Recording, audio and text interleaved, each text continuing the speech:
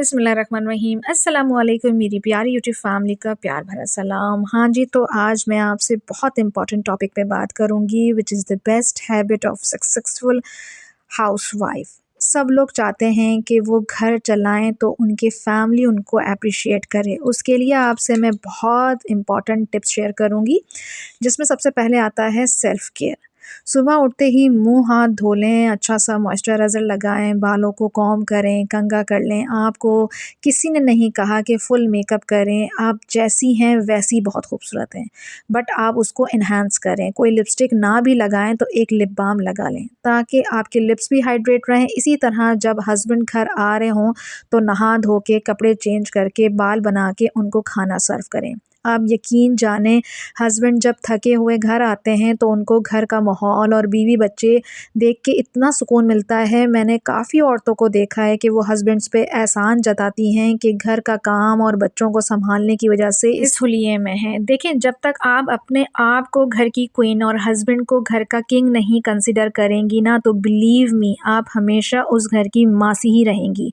तो बेहतर है लोगों से शिकायत के बजाय अपने आप को बदलें, अपने आप को अच्छा रखें।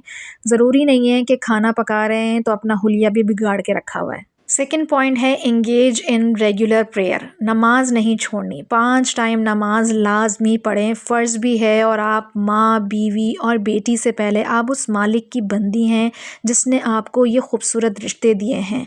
सारे काम हो जाएंगे, बट जब आपका रब आपको पुकारे, सारे काम छोड़ के आप उस रब की आवाज़ पे लब्बैक कहें। आप यकीन जाने आपको जो सुकून मिलेगा। और अपने साथ साथ अपने बच्चों को भी ट्रेन करें।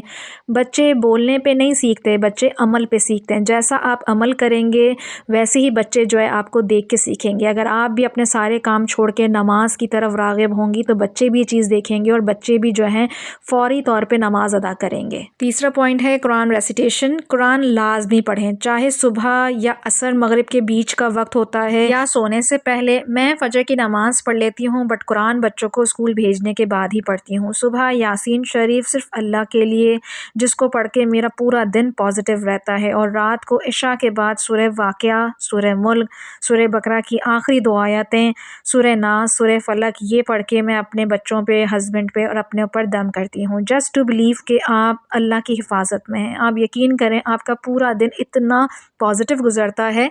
अगर आपसे पूरा सिपारा नहीं पढ़ा जा रहा तो आप एक रुकू पढ़ लें या रुबा निफ्स तक पढ़ लें। कोशिश करें कि कुरान तर्जुमे तफसीर के साथ पढ़ें। बिलीव जाने इतना सुकून मिलता है, फिर आप सारी प्रॉब्लम्स, टेंशन को भूल जाते हैं। कुरान हम पढ़ तो लेते हैं पर हमें ये नहीं पता कि हमारा रब हमसे कह क्या रहा है। आप यकीन जाने आपकी सारी मुश्किलों के हल जो हैं वो कुरान के अंदर है। आप जो जो सोचते हैं, जो जो आपके दिमाग में चल रहा होता है दिन भर की, जो आपकी टेंशन्स होती हैं, लाइफ के अंदर जो प्रॉब्लम्स चल रही होती हैं, आप यकीन करें आप कुरान पढ़ते हैं तो आपको उसका आंसर मिलना शुरू हो जाता है। अपनी हैबिट बना लें कि आपने एक रुकू लाजमी पढ़ना है और उसको तफसीर के साथ, तर्जुमे के साथ पढ़ना है, ताकि आपको पता चले कि आपका रब आपसे क्या कह रहा है। ऐसे ही आपने बच्चों को भी आपने अपने ट्रेन करना है कि जब वो कुरान पढ़ें तो कुरान की उन्होंने तर्जुमा भी पढ़ना है। चौथा पॉइंट है छोटे छोटे टास्क। जैसे एक दिन अलमारी सेट कर लें, दूसरे दिन किचन के 2 कैबिनेट्स, क्योंकि अगर पूरा किचन एक ही दिन में साफ़ करने लगेंगी तो टाइम भी लगेगा और दूसरा थकन की वजह से आप दूसरे काम रह जाएंगे। तो हैबिट बनाएं कि छोटे छोटे टास्क करना है। एक दिन हस्बैंड की अलमारी सेट कर ली, अगले दिन बच्चों की कर ली। वीक में एक ऐसा दिन रखें जिसमें पंखे जाले साफ़ हो गए, ताकि आपको महीना या ओकेजनली साफ़ करने की नौबत ना आए। आप यकीन जाने अगर आप ये छोटे छोटे टास्क कर लेंगी ना, आपको ख़ुद भी घर साफ़ सुथरा भी लगेगा और आपका जो एक बर्डनाइज़ होता है ना, कभी जैसे अक्सर लोगों के बारे में सुनते हैं कि ये रमज़ान आ रहा है, रमज़ान से पहले पूरा घर झाड़ रहे हैं। भाई आप जब डेली वीक पे या वीकली या मंथली आप वो झाड़ेंगे तो आपको ज़रूरत ही नहीं पड़ेगी कि आपने रमज़ान में सफाइयाँ करनी है या ईद पे सफाइयाँ करनी है।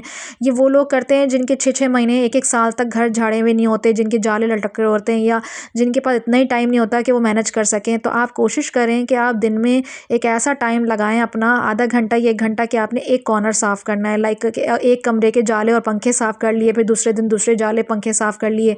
इस तरीके से आपका पूरा मंथ आपका जो है घर खुद ब खुद साफ़ हो जाएगा, तो आपको ओकेजनली साफ़ करने की ज़रूरत नहीं पड़ेगी।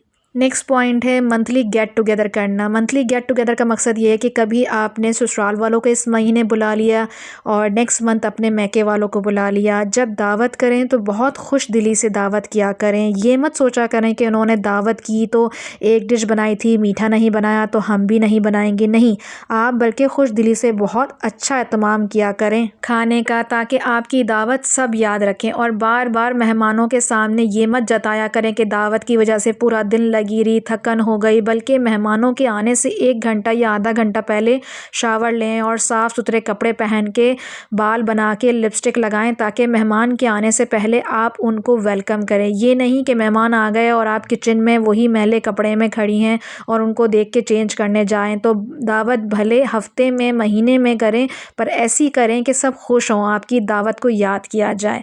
और ऐसी करें कि आप 1 महीना जो है, ज़ाहिर सी बात है आजकल इतनी जो है वो बजट जो है आउट हो जाता है, आप नहीं बुला पाते, तो आप ऐसा किया करें कि महीना महीना कर लें। 1 महीने के अंदर कोई भी ऐसा दिन आप सेट कर लें जिसमें आपने ससुराल वालों को बुलाना है, दूसरा महीना आप सेट कर लें कि अपने मैके वालों को बुलाना है। इस तरीके से आपके हस्बैंड भी खुश होंगे, आपके ससुराल वाले भी खुश हैं और आपके मैके वाले भी खुश रहेंगे। नेक्स्ट पॉइंट है अप्रिशिएट योरसेल्फ, यानी कि अपनी ख़ुद तारीफ़ करवाएं। क्योंकि यकीन जानें लोगों की ज़िंदगी गुजर जाती है मियाँ के मुंह से, ससुराल वालों के मुंह से, इवन बच्चों के मुंह से, सिर्फ ये सुनने के लिए कि अम्मा आज आपने खाना बहुत अच्छा बनाया है, या वाह कि तुम्हारे हाथ में कितनी मतलब कितना लज्जत है। ये सुनने के लिए कितनी औरतें जो हैं वो तरसती हैं और कुछ तो चली भी गई हैं इस दुनिया से, उनको किसी ने अप्रिशिएट नहीं किया है। तो इसका बेहतरीन हल ये है कि जब आप खाना सर्व करती हैं तो खाना जब कंप्लीट हो जाए पूरा मील और सब खा पी के बैठ जाएं, तो आपने दस्तरखान के अंदर ही, जब आप डाइनिंग टेबल बैठते हैं वहाँ पे आपने उसी वक्त ही पूछ लेना है, चलो भाई रेटिंग दो, आज के खाने को 10 में से कितने पॉइंट्स देंगे। तो इससे आपको अंदाज़ा हो जाएगा कि आपके हस्बैंड को वो खाना कितना अच्छा लगा, आपके बच्चों को क्या अच्छा लगा। और आपके ससुराल वगैरह जॉइंट फैमिली में रहते हैं तो आप ससुराल वालों से ही पूछ सकते हैं कि आप रेट करें कि मेरे खाने को मैं 10 में से आप मुझे कितने पॉइंट्स देंगे, ताकि अगर कोई कमी पेशी होती भी है तो मैं नेक्स्ट टाइम उसको अच्छा बनाने की कोशिश करूं। इससे क्या होगा कि आपको खुद ब खुद एप्रिसिएशन होती है। अगर आपको 10 में से 10 नंबर भी मिलते हैं तो आपको दिल से बड़ी खुशी होती है। भले वो अपने मुँह से ना कहें कि आज खाना बहुत अच्छा बना है, पर आपको नंबरिंग से पता चल जाएगा कि वाकई में आज ये खाना बहुत अच्छा लगा है इनको। चाहे नंबर की तरफ से वो बता रहे हैं, पर एटलीस्ट वो आपको अप्रिशिएट कर रहे हैं। मैंने कितनी औरतों को देखा है कि जब वो खाना इतना अच्छा बनाती हैं उनको कोई एप्रिसिएशन नहीं मिलती, पर जहाँ उनका ज़रा सा तबीयत की वजह से या ध्यान नहीं है या दिल नहीं चाह रहा खाना बनाने पे, और अगर नमक ऊपर नीचे हो जाए या मिर्चें ज़्यादा हो जाएं तो लोग इतना तनकीद करते हैं। इवन उनके खुद के हस्बैंड जो हैं वो तनकीद करते हैं, बच्चे मीन मखानियाँ निकालते हैं।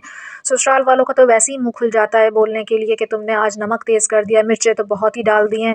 तो आप लोग जब क्यों नहीं कहते, जब जो है वो बीवियाँ जो हैं या माएँ जो हैं जब वो खाना इतना अच्छा पकाती हैं, तो आप ये क्यों नहीं कहते कि आज सबसे बेहतरीन खाना बनाया या आज बहुत अच्छा खाना बनाया, आइंदा भी ऐसे ही बनाना। तो एप्रिसिएशन ये लोग खुद से नहीं करेंगे, आपको खुद करवाना पड़ेगा। तो आप ये गेम खेल के देखें, यकीन करें मैं भी जब भी सर्व करती हूँ खाना, मैं डेली इन लोगों से पूछती हूँ, चाहे दाल चावल क्यों ना हो, मैं हमेशा पूछती हूँ कि आज क्या है, आज क्या रेट दोगे, आज 10 में से मुझे कितने पॉइंट्स मिलेंगे। यस, मेरे बच्चे मुझे ज़्यादा अच्छे पॉइंट्स देते हैं, वो 10 आउट ऑफ 10 ही देते हैं, क्योंकि वो देखते हैं कि हमारी मम्मा जो है कितनी मेहनत कर रही हैं।